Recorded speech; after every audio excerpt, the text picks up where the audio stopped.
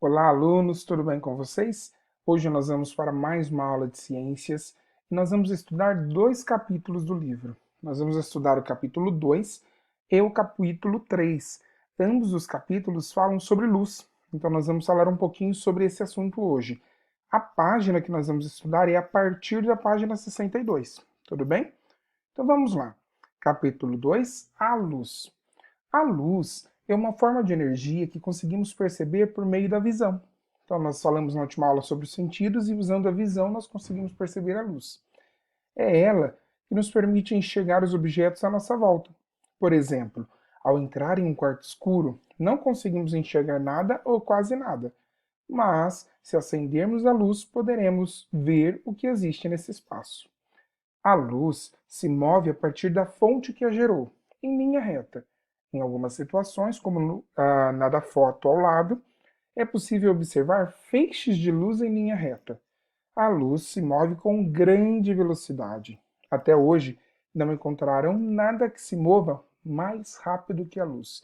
E a luz ela se propaga em linha reta. No caso aqui, nós estamos vendo uma imagem aqui ao lado do feixe de um feixe de luz.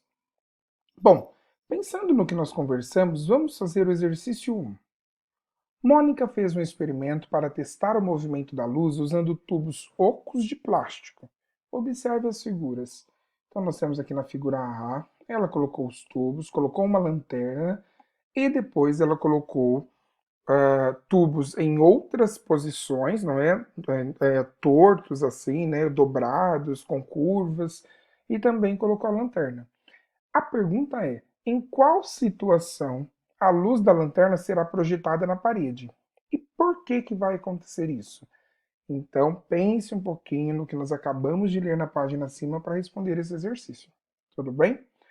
Próxima página, página 63. Fontes luminosas. Alguns corpos, como o Sol ou uma lâmpada acesa, emitem luz. Esses corpos são chamados de fontes luminosas. Nós enxergamos essas fontes quando a luz emitida por elas alcança nossos olhos. Existem fontes luminosas naturais, como o Sol e as outras estrelas, e artificiais, como as lâmpadas e outros objetos construídos pelos seres humanos. Então, nós temos aqui, por exemplo, durante o dia, o Sol como nossa principal fonte luminosa e outras fontes luminosas artificiais que nós também utilizamos. À noite, por exemplo, como o caso das lâmpadas. Então, nós temos aí as fontes luminosas, que podem ser naturais ou artificiais. Vamos então para o exercício 2. Escreva uma legenda para cada imagem usando as palavras dos quadros. Temos aqui uma vela e pense aí numa legenda para ela utilizando essas palavrinhas. O mesmo caso para essa imagem aqui, utilizando essas palavrinhas. Tudo bem? Bom, vamos agora para a página 64, capítulo 3. Então, página 68, porque nós pulamos um experimento que tem lá nas páginas seguintes. E lembro a vocês que, caso vocês desejem, podem estar realizando esse experimento em casa, da página 64 em diante. Mas nós não iremos realizar agora nessa aula. Caso desejem, vocês podem tirar dúvidas com os professores para poder estar realizando. Vamos lá então para o capítulo 3. Ainda falando sobre luz, mas agora falando sobre a luz e os corpos.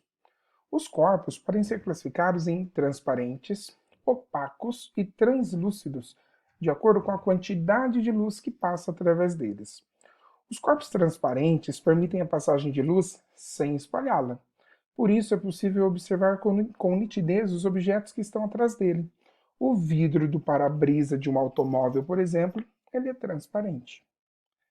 Os corpos translúcidos deixam passar parte da luz que recebem, mas ao atravessá-los, ela se espalha, a luz se espalha. Por isso, os objetos que estão atrás dele são vistos com pouca nitidez. Uma folha de papel vegetal, por exemplo, é um caso translúcido. Então, nós temos aqui um vidro, ele é transparente e dá para enxergar muito bem o que tem atrás, se no caso uma bola. Já no translúcido, eu consigo saber que tem algo, mas não tão bem assim. E os corpos opacos, eles não permitem a passagem da luz. Dessa forma, não é possível ver os objetos atrás deles. Uma porta de madeira, por exemplo, é um corpo opaco. Como a luz se movimenta em linha reta, ela não desvia desses corpos nem ilumina o que está atrás deles. Na área não iluminada, projeta-se então uma sombra.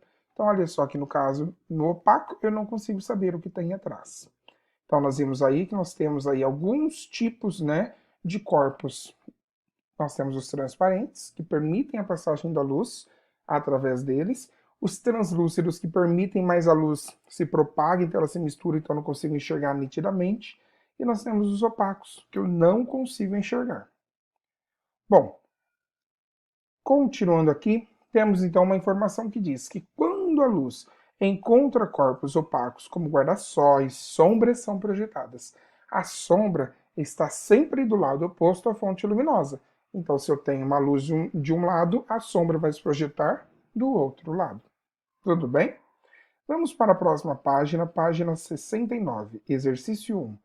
Classifique o copo, a cúpula do abajur e a caneca em transparente, opaco ou translúcido. Então, de acordo com o que nós falamos, você vai classificar cada um deles. Exercício 2.